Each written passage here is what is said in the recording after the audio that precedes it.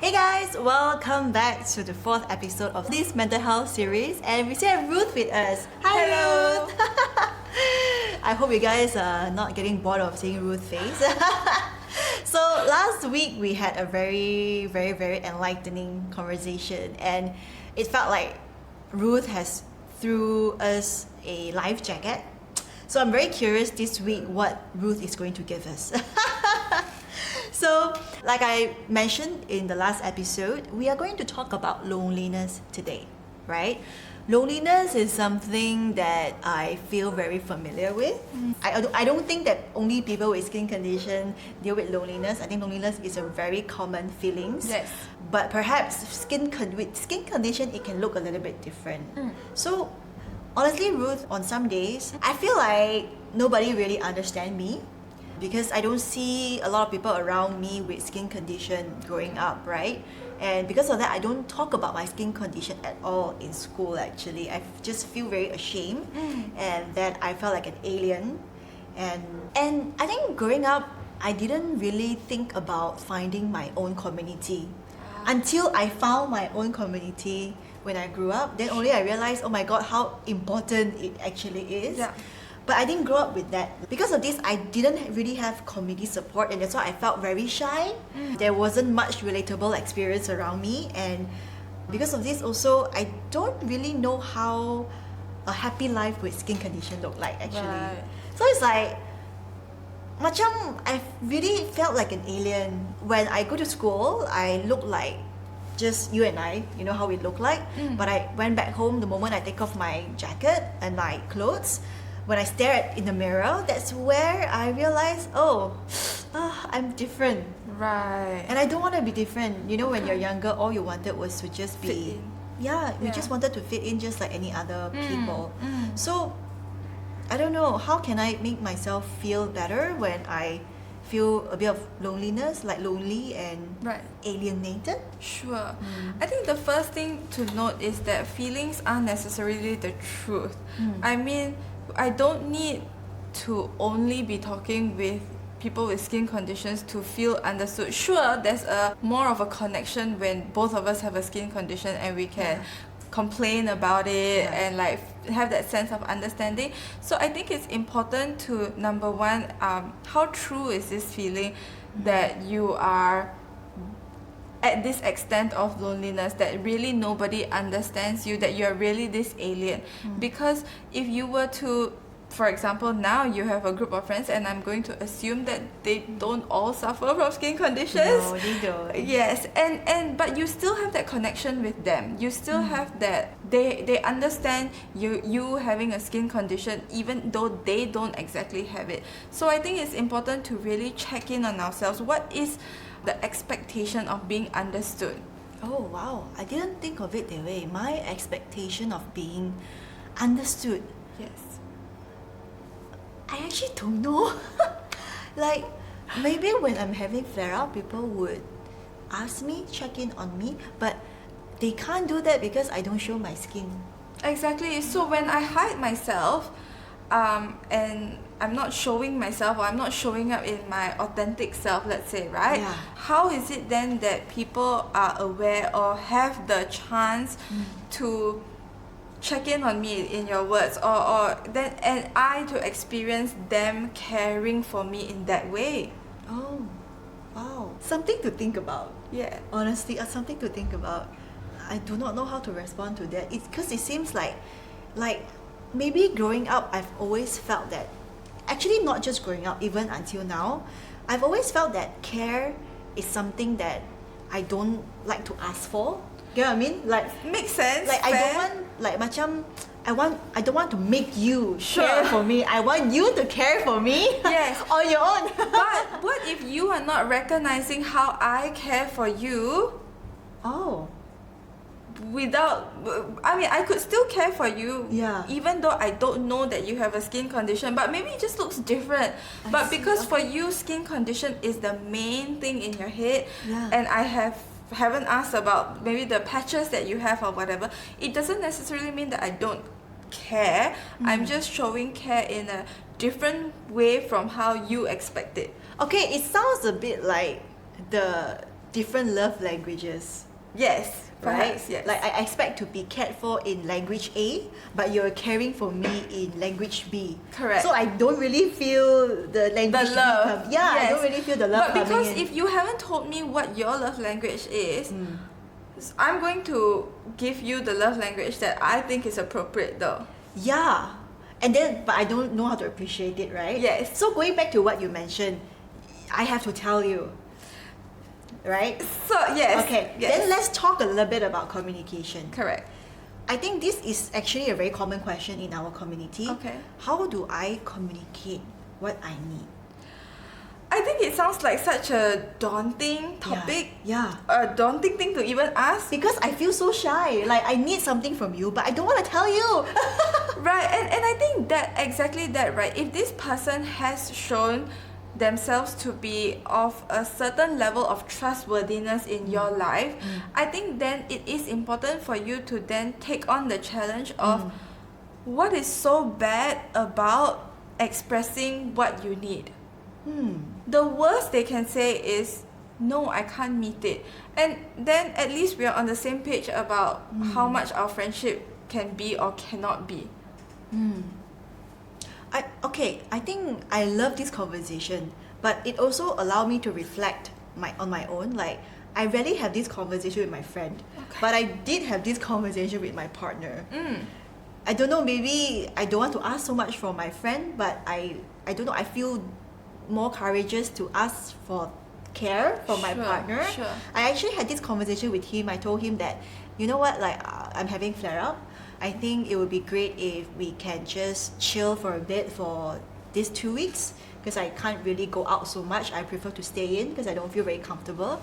And like I told him that actually I also prefer to just do very chill activities like watching a movie or staying in to cook, because I need to make sure my diet is clean as well. Right. So I felt okay having that conversation.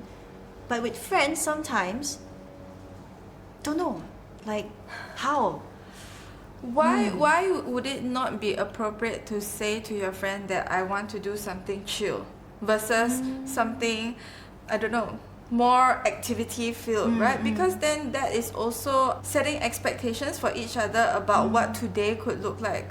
And for all you know, maybe I also want to do something chill today, but because you were trying to keep up the energy of not wanting to do something chill, then I also feel pressure not to do something. And then do you see how it's a vicious cycle? Yeah, but maybe also I don't feel worthy enough. Like I need to Feel like a burden? Yeah. I think that is the right word. I feel like a burden that if I want to do something with my friends and they compromise because of me. Sure. I mean, I think being a burden is a perception that you have of yourself, right? I don't know whether it could be true or not, but I think it is for the other person to really determine whether it's something they can meet for you or not. Because you can feel like a burden, you think you're a burden, you then maybe make these demands that could seem burdensome, but I am an adult myself. I can make the choice as to whether to determine that whether this is something that is too burdensome for me to meet. And I think when we have clear communication that way, it's good ground for the relationship to deepen. Not just a romantic relationship, but friendships. I think friendships are equally, if not more important, for our mental health as well. It reminded me this quote that I heard somewhere. As usual, I don't remember where this quote coming from. Maybe I spend so much time on social media just look. I think it goes something like, if you want to be loved as you are, you need to show people actually. Yeah. Oh. To be Wow. fully known is for you to be fully accepted, but you cannot be fully accepted if you are not showing the true self, right? Oh, that's so beautiful. I think you just simplify it in a very powerful and beautiful way actually. So you mentioned about worthiness just now as well. I think that every day I need to tell myself that I am doing the most I can every day. I'm doing enough today. Right? Because when we talked about anxiety and depression, we talked about always feeling like I'm not enough, I'm not worthy of these things. And I think that again with skin conditions, different days bring about different struggles.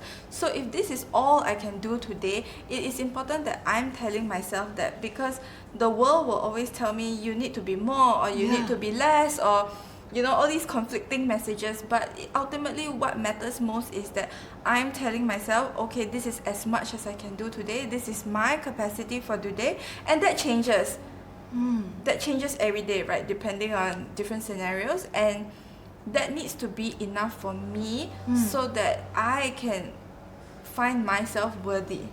Wow. I can't wait for everybody to find myself worthy. If I constantly wait around, it's never going to come. I need to figure out what enough is for me, what worthiness is for me as well. I think that is actually a very powerful perspective. And reflecting on that, if I slowly cultivate this in myself, I also realized that, like, when I have this understanding in myself, I also understood that other people also function on the same way. Like today, this is enough, and for you today, this is enough. Yes. And some days we have different enoughness. Correct. And I think it truly allowed me to build the empathy and compassion. And compassion, yes. Like building the compassion and empathy, I think building the more common understanding of each other's enoughness allow both of us to kind of just be ourselves more authentically, and also support each other through our enoughness or not enoughness. Correct. Wow. So not only compassion for other people, which I think a lot of us do very easily. We are always very usually always very compassionate for other people, but not so much compassionate for ourselves. So I think also in the journey of discovering what your enoughness is in itself cultivating self-compassion. Wow. Realizing that there are limitations to my day, but this is as much as I can do, and therefore self-compassion for my limitations. It can come across as excuses. I think some people would say that sometimes, but you don't want to be at the brink of burnout to realize that you're living according to someone else's metric as well. Yeah, for sure. Yeah. Wow. Honestly, Ruth, I didn't expect this simple conversation on loneliness would bring us to this huge topic such as empathy and also compassion. I've never thought of that, because I've always thought that it was just something that I need to do to make people understand me, or I need to understand people more, or I need to express myself even more. But actually, everything is so much more deeper than that.